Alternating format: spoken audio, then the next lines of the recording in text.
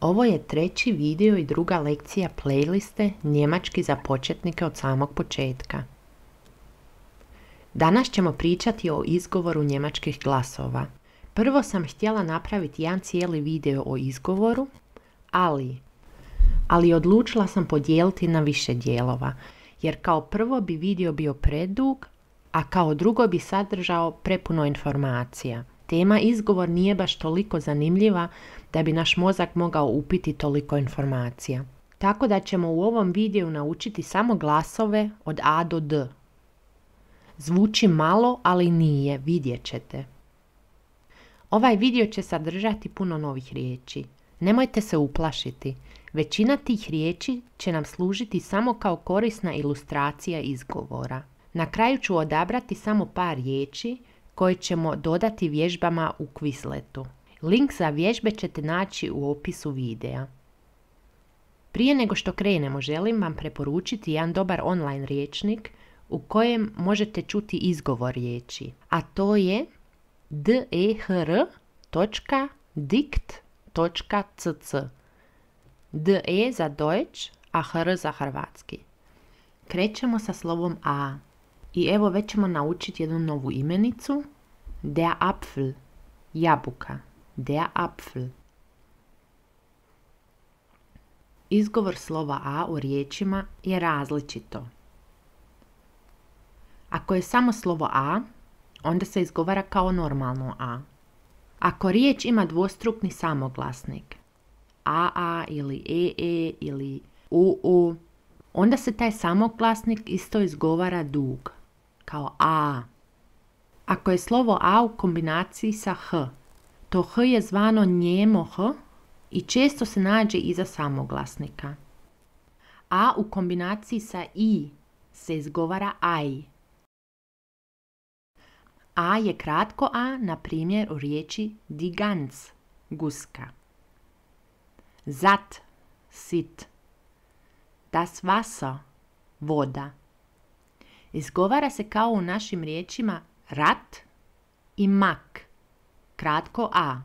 Ako se bilo koji samoglasnik nalazi ispred dvostruknog slova, kao ovdje u zat, tt ili Wasser, ss, onda se uvijek kratko izgovori taj samoglasnik. Sad ćemo o dugom izgovoru slova A. Ako je slog naglašen u kojem se nalazi A, onda se isto dugo A izgovori. Također se izgovori dugo A ako u riječi piše AA, AH ili A i oštro S. Ove dvotočke koje vidite iza slova A označavaju dugi izgovor samoglasnika. Dugi izgovor sa dvostruknim samoglasnikom A, na primjer das Paar, par, ili der Staat, država. Izgovor slova A u kombinaciji sa H, na primjer ko u der Zahn, zub, der Draht, žica. H se ne govori. O tom njemom H ćemo kasnije kod slova H više. Ako je A u kombinaciji sa oštrim S, kao u die Straße, das Maß, isto se izgovara kao dugo A. Ako je bilo koji samoglasnik u kombinaciji sa slovom H ili sa oštrim S, ili ako je dvostrukni samoglasnik, uvijek se izgovara kao dugi samoglasnik. Iznimka. A H se ne izgovara kao dugo A ako se riječ sastoji od dvije riječi, a prva riječ završava na a druga počinje sa H. Na primjer, dahinter. Dahinter je iza toga. Dahinter se sastoji iz da, tu i hinter, iza. Ili daheim, doma, kod kuće. Daheim je da, tu i das Heim, dom. A u kombinaciji sa i. AI se izgovara aj. Kao na primjer u der Mais. Der Mais je kukuruz. Ili der Hai. Der Hai je morski pas. Slovo B. Slovo B kao u die Birne, kruška. Slovo B se izgovara kao normalno slovo B, ali ponekad se izgovara kao slovo P. Ako je slovo B na početku ili u sredini riječi, se izgovara kao normalno B. Na primjer, der Ball, lopta, ili haben, imati. Evo jedan primjer za ono što smo malo prije rekli, da se slovo A ponekad izgovara kao dugo A i ako nije dvostrukno ili ako nije u kombinaciji sa H ili sa S. A to je kad je prvi slog naglašen, kao u riječi haben. Haben, dugo A. Vidite da se iza A nalaze dvotočke. Ok, nastavimo dalje sa B. B se ponekad izgovara kao P, a to je kad se slovo B nalazi na kraju riječi ili sloga. Na primjer, der Korb, koš. Ili lieb, drag, draga, drago. Lieb. Znači, B se izgovara kao normalno B ako je na početku ili u sredini riječi, a ako se B nalazi na kraju riječi, onda se izgovara kao P.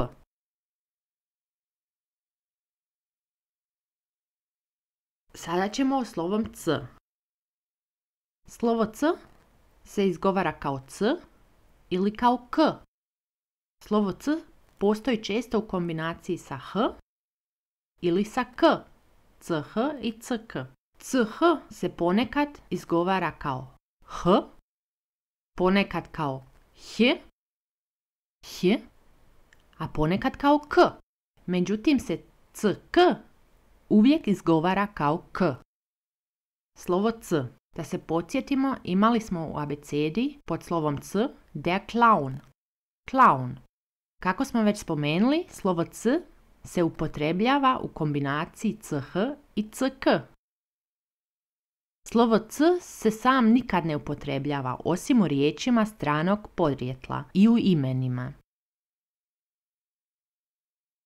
Kod imena, na primjer Klaudija, Karolin, Kristijan, čujete da se izgovara kao K. Ili riječ clown. Clown je engleska riječ. Oni su to preuzeli iz latinskog colonus. Većinom se slovo C, ako nije u kombinaciji CH ili CK, izgovara kao K. Na primjer, die Couch, couch, ili der Computer, kompjutor. C u kombinaciji CH. CH se izgovara kao tvrdo H. H. CH se također izgovara kao meko H. H. H. Ili kao K. K. CH kao tvrdo H. CH se izgovara kao tvrdo H ako se nalazi iza samoglasnika A. Na primjer, das Dach. Das Dach je krov. Ili acht. Acht je 8. Ili die Nacht. Die Nacht je IPA označava tvrdo H sa slovom X. CH se također izgovara kao tvrdo H ako se nalazi iza samoglasnika O. Na primjer, das Loch. Das Loch je rupa. Ili der Koch. Der Koch je kuhar. Ili riječ noch. Noch je još. Kombinacija CH se također izgovara kao tvrdo H ako se nalazi iza U. Na primjer, kao der Geruch. Der Geruch je miris. Ili das Buch. Das Buch je knjiga. Ili der Kuchen. Der Kuchen je kolač. Iznimka. Ako se ispred kombinacije CH nalazi kombinacija EU ili EU. I ako je U ispred CH, ali EU i EU se izgovaraju oj. Oj i ch se uvijek kaže h. Na primjer riječ ojh, h. Ne ojh, nego ojh. Ne ojh, nego ojh. Znači, ako se kombinacija ch nalazi iza samoglasnika a, o ili u, izgovara se h, osim ako pred samoglasnikom u stoji slovo e ili e. U tom slučaju se izgovara ta kombinacija oj i koristi se meko h, znači ojh. C u kombinaciji ch se izgovara kao meko h, znači h, h, ako se ch nalazi iza samoglasnika e, kao u freh, freh, bezobrazan, ili das Pech, peh, šteta ili peh, ili u riječi schlecht, schlecht, je loše. Ch se izgovara kao meko h ako se nalazi iza samoglasnika i, na primjer ich, ja ili gleich, odmah, sada ili jednak. Ili u riječi das Licht, svjetlo. Ch se također izgovara kao meko h, znači h, ako se nalazi iza samoglasnika sa prijeglasom. Znači, ako se nalazi iza e, ö i ü. Na primjer, die Schwäche, slabost. Die Köchin, kuharica. Die Küche, kuhinja. H, meko h, se i govori ako se ch nalazi iza slova l. Na primjer, die Milch, mlijeko. Ili ako se nalazi iza slova n. Manchmal, ponekad. I kao zadnje, ako se nalazi iza slova r. Die Kirche je crkva. Sad jedan mali savjet kako naučiti izgovoriti glas h. Uzmite riječ htjela i sada govorite stalno to tj. I sad umjesto to t stavite h kao hj i pokušajte ko što ste sad to tj izgovoriti hj. To radite jedno 30 puta i dobit ćete glas hj. Znači ne hj, nego hj. Ko na primjer nj. Kao da je jedno slovo to hj. Ne kao dva slova, nego jedno slovo, kao kod slova nj. I s vremenom, ako par put zaredom to hj pokušate šaptati, čućete taj glas hj. Pokušajte, javite u komentaru da li ste uspjeli. Ok, da ponovimo. Znači ch se izgovara h ako se nalazi iza samoglasnika e ili iza samoglasnika i. Ili iza samoglasnika sa prijeglasom e, ö, ü. Ili iza slova l, n i r. Ok, to je bilo naše grozno ch, sad će biti malo jednostavnije. Kombinacija ch se izgovori kao slovo k ako se iza ch nalazi slovo s. Na primjer, der Fuchs. Slovo s je iza ch, zato se ch govori k. Der Fuchs je lisica. Ili sechs. Sechs je 6. Ili wachsen je rasti. Sad ćemo pričati o c u kombinaciji ck. Ck se uvijek izgovori kao k. Na primjer, u die Decke, deka ili plafon. Ili baken, peći. To je sve što morate znati o kombinaciji ck. Sad za kraj ćemo još malo o slovom d.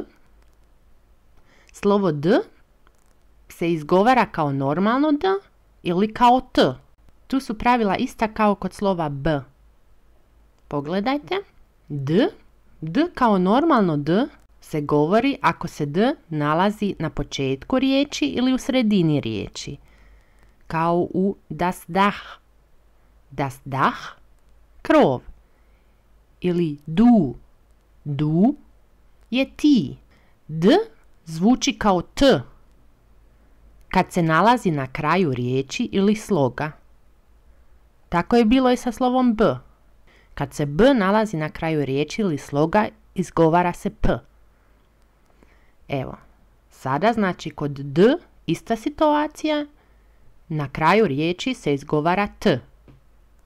Das Lied, pjesma, ili das Kleid, haljina. Ok, ovo je dosta za danas, imali smo glasove A do D. U sljedećem videu ćemo nastaviti sa glasom E. Sad još na kraju par imenica.